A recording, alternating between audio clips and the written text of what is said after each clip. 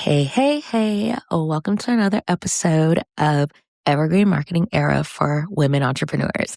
I'm your host, Andrea Singletary, and today we're going to be talking about, or I should say, I'm going to be answering the question of, is YouTube really better than a podcast for top of funnel content? Now, I wanted to have this conversation because I've been seeing quite a few posts on Threads and specifically coming from YouTube coaches about how, a podcast is not good for top of funnel content. It's not good for visibility and lead generation.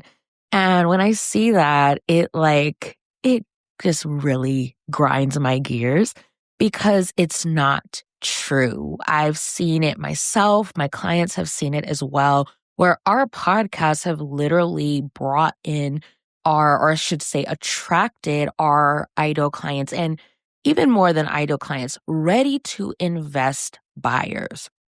And so I really wanted to talk about this because I don't want this misconception being out there. I don't want people thinking that they can only use their podcast to nurture their current audience, because that's not true. How I teach podcasting, I teach you how to essentially create a podcast sales funnel. And I'll be talking about this a little bit more later, but really to set your podcast up in a way so that it serves you at the top, middle, and bottom of your funnel. And I teach it this way because I'm all about here on the Evergreen Marketing Era podcast is that we have lives outside of our businesses. We're not always able to show up on social media, participate in collaborations, do these things that keep us visible, get us in front of new audiences, or always creating content to nurture and convert our current audiences. We need a marketing system that can work without us, without, us having to be present, without requiring our constant attention. And so I literally show you how to do that through podcasting. So I want to really get into, why this isn't true. This statement that, a podcast isn't good for top of funnel content, but also really talking about, why YouTube, the whole YouTube versus podcast debate is old and tired. I'm just going to say this here. Both platforms are equally powerful. Both platforms can get you visibility, so get you in front of new people, get new eyes on your businesses. But also, too, you can leverage these platforms to nurture your current audience. You can leverage them to, convert people into your offers. They're great for that. They're long form content. So one is not better than the other. I don't care what anybody says. But also, hitting them against each other is just it's so silly to me. Because they both serve similar purposes. And it's literally whether you want to show up on video or not. That's kind of like all it boils down to with these two platforms. And even just some of the research that has come out, it's even showing that people who listen to podcasts on YouTube, a higher percentage are listening to audio only podcasts on YouTube. They're not even watching the video component. So it really boils down to when it comes to choosing which platform, or if you want to do both, because you can do that too. But it comes down to what is your capacity? What can you realistically commit to? What has the lowest barrier, to entry for you? And this is something that I talk about with my clients, especially when they start talking about they want to do, YouTube and a podcast and all these different things. And it's well, let's look at what is realistic for you in this season of your life.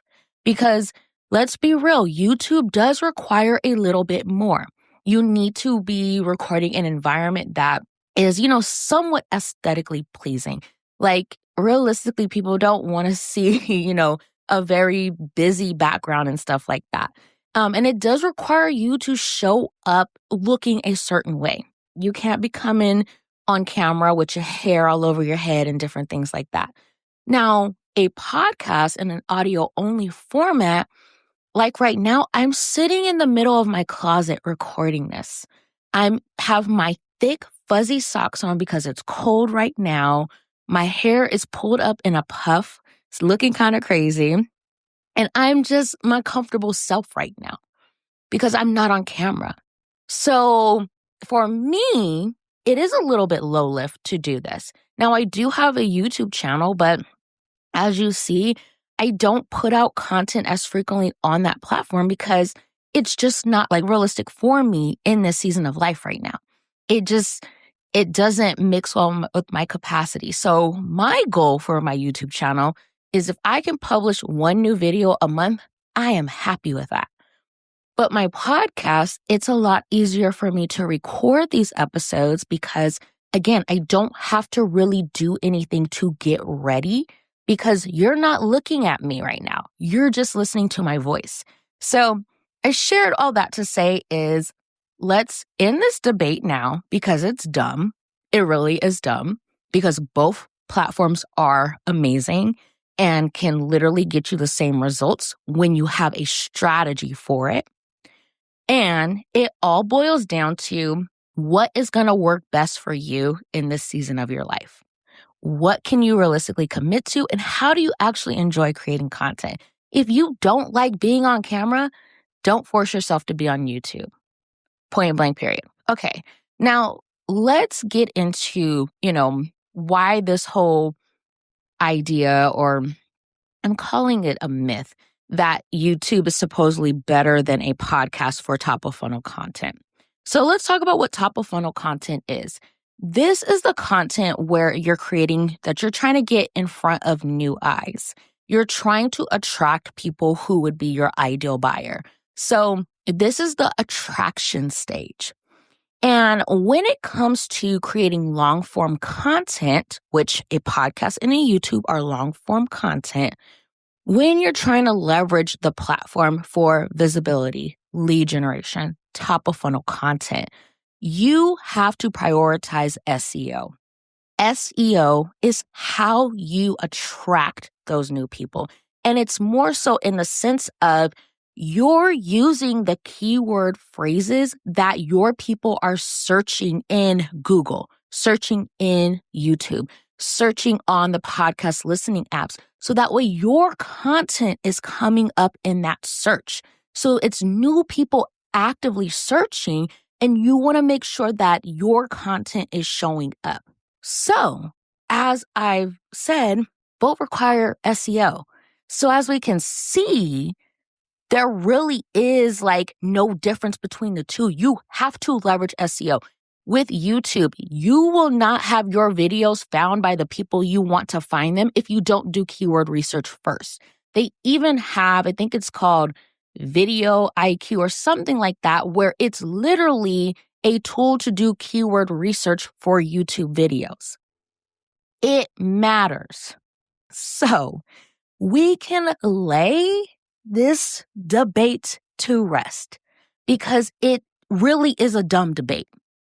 They both require the same. So the other thing is that the podcast listening apps work similarly to YouTube in that they're both search engines. You can go to Apple Podcasts, Spotify, wherever you listen to your audio podcasts, type in a keyword or keyword phrase, and I kid you not, certain podcasts related to that topic will come up. If you look at your analytics in Spotify, they will tell you how many people each month found your podcast through search because it's a search engine. So again, you have to, if you want to utilize these platforms as top of funnel, you have to prioritize SEO so that way when people are searching, they find you. If you can't tell, I'm very passionate about this, and I'm just so tired of the YouTube coaches making that their argument. Give us something more. If you want us to be working with you for YouTube, give me a better reason because that argument is invalid. Okay. The other thing is too, and this is something that comes up often, is that because with YouTube, because it is such a powerful search engine, you can type in certain keywords in Google and it's going to bring up YouTube videos. Now, here's your way around that with a podcast. House your show notes on your website and treat them like a blog post in the sense that you are prioritizing SEO. Now, you don't have to write a full blog post. Some people do. And if you have the capacity to do that, you can. But you literally can have your show notes where it has the title, the description, the main points covered, yada, yada, yada, like all these different things. You can literally use something like that and it can come up in a Google search. I've had plenty of times my show notes where it's not a full blog post. I've had it come up on the first page of Google because I prioritize SEO. I did embed the media player from the specific podcast episode, which also helped boost that SEO, but I didn't do anything special. I didn't write a full-on blog post. I just made sure to incorporate my keyword phrase where I needed to incorporate it. So that way, when Google is searching with its little spiders, my thing comes up for that specific keyword phrase. This is why I do keyword research for every single episode. This is why I teach my clients before they ever hit record on an episode, you do that keyword research because that is top priority right there. Because you can be creating all this content, but if nobody's finding it, it's not even going to matter. So I share all that to say is it's not true. Podcast and YouTube, they both can be top of funnel content. Now, because I am a numbers girly and I like to give y'all some, data to back this up, I'm going to give you a couple examples. So I have a client that I worked with earlier. Well, when this goes live, it'll be the next year. So in the beginning of 2025, she joined my Evergreen Marketing Accelerator. And one of the things she really wanted to do was to leverage her podcast for her marketing and sales system. She wanted to rely less on Instagram and really have her podcast, get her in front of new people who actually needed her services and her expertise and have those people, join her offers and everything. So just to share a little bit about this client, she's an executive functioning coach. And so when we started working together, one of the first things we worked on was podcast SEO. So doing keyword research for every single episode, where to incorporate those keywords and everything like that. And so literally by implementing these strategies, she started seeing steady growth with her downloads each month. Now, I am not big on podcast downloads, but I do like to look at the progression from month to month in that, are you retaining listeners and are you getting new listeners? And we saw that, and she still sees that a year later. She's not seeing a decrease in her downloads. Each month she's seeing an increase because she's getting new people into her podcast world and she's holding on to the listeners that she has. So that's one thing. The other thing is that she tracked for 7 months. So from the time she implemented the strategies that I taught her to like 7 months later, she had 19 leads come directly from her podcast. So people who filled out, her discovery call form, they said, I found you through your podcast. And for those who actually ended up booking the call, they told her, I knew from your podcast that I wanted to work with you. Now, please tell me again how your podcast can't be top of funnel. Because my client over there, she's seeing something completely different. But even for me, I have signed multiple 4-figure clients from my podcast and even low-ticket clients from my podcast.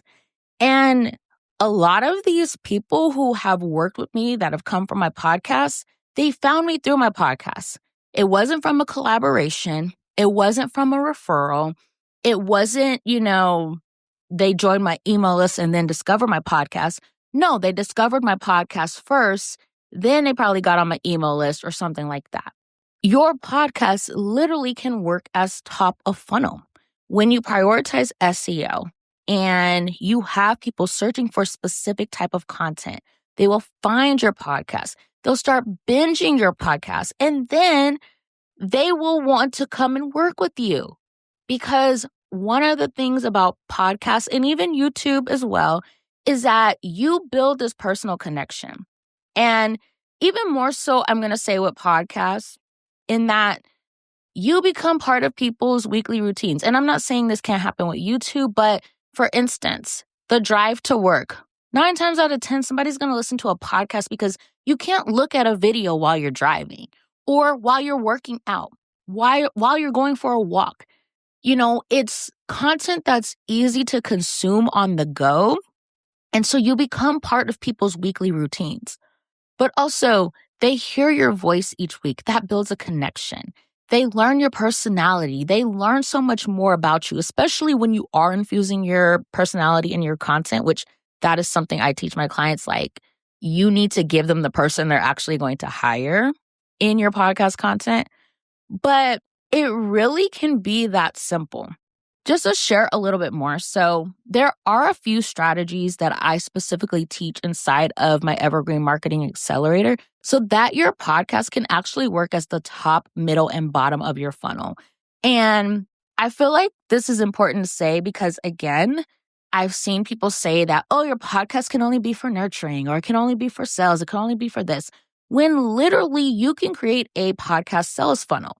And that's what I teach my clients because, again, you need some type of long form content that can do all 3 of those things. So be the top, middle, and bottom of your funnel for the days that you can't show up, or the weeks, or the months. Like, you literally need to have something like that in place to support you. So here's what I teach. First, I teach all about podcast SEO.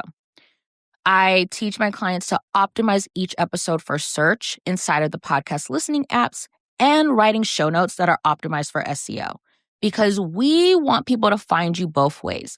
We want the people who are actively searching the podcast listening apps to find your content, but also those people who are searching Google for specific questions, and we want your content to come up. We really, though, focus on search intent. So that means that we really focus on using keywords that your ideal clients are actually using to search for your type of content. So what questions are they asking related to like your expertise and everything? What or how are they, describing their problems? Or again, like, what are they searching for to like find the solutions that you have? This is what we're thinking about. We're not just pulling random keywords out of thin air. We're really looking at how people, like your ideal buyers, search for certain things in Google and the podcast listening apps. The other thing is that I teach my clients how to write episode titles with search intent in mind. So we want people to immediately see an episode title and to know it is for them. We don't use any cute, catchy, or clever episode titles because that is nonsense and people aren't going to immediately zero in on it and be like, that is for me. We really look at, okay, what questions your people are asking and incorporate that into the episode titles. So I like to call these juicy episode titles. And I actually break down my podcast episode naming strategy back in episode 207. I highly recommend you check that out if you haven't yet. The next thing is, or I should say the last thing or last strategy that I teach inside of the accelerator, and this is just related to this part. I teach many other strategies, but anyways, I teach you how to create content for each stage of the customer journey. So it's not enough to do keyword research and, incorporating those keywords and hoping that the right people find your podcast episodes. I teach you how to create content for each stage of the customer journey to ensure that the right people are discovering your podcast and that you are moving those leads down your funnel so that they convert. But also, too, one of the things that we have to consider is that we will have people come to our podcast at different stages of the funnel. So maybe they're on our email list and they discovered through our email list that we have a podcast. But maybe they've been on the email list for a while and you've been nurturing them. And so they're past the, top of funnel attraction stage. But now they're more in the like, okay, I'm really feeling what so-and-so is saying, but I'm still not quite sure if she is the expert I should be trusting to support me. And so your podcast can take over and move them down your funnel. So this is why I hope you look at all things. Yes, we can leverage the platform for visibility and lead generation, but also too, we can further nurture and even potentially convert, our email subscribers or our social media audience and stuff like that. It really just, again, it just creates the system for you where, like, regardless of where people are at in your funnel, you can move them along through your podcast. Yeah, you really want to make sure that you're looking at your podcast this way, looking at how you can create this entire sales funnel through your podcast. Now, I break down this entire podcast sales funnel in episode 230. Like, I literally lay it all out for you where you can go and build this out yourself. So I linked this as well as episode 207 in the show notes. Make sure you go check it out if you haven't listened to either of those episodes, or maybe you have and you didn't implement when you first listened. Go give them a listen because it really gives you a good idea of just like tweaks you can start making now so that way you can start seeing, those leads and those sales from your podcast. Okay, so to kind of wrap all of this up, yes, your podcast can serve as your top of funnel content, but it can also serve as the middle and bottom of your funnel. YouTube and podcasts are equivalent in this area. Both require SEO to be effective for visibility and lead generation. Both require SEO to be top of funnel content. Okay? We're on the same page, okay? Now, if you want to leverage your podcast as top of funnel content for your business, the key is to learn podcast SEO. You have to learn it. That's the only way it's going to work for you. And so you want to house your show notes on your website, and you also want to create top of funnel content for your podcast. So content that's actually going to attract your ideal buyers. And then you also want to be intentional about incorporating keywords that are rooted in search intent. So what your people are actively searching Google and the podcast listening apps for. And then lastly, if you want expert guidance on how to do all of this and develop a streamlined system for your podcast sales funnel, click the link below to join the Evergreen Marketing Accelerator. You can learn more at mamatermompreneur.com/accelerator. This accelerator program is a one-on-one program.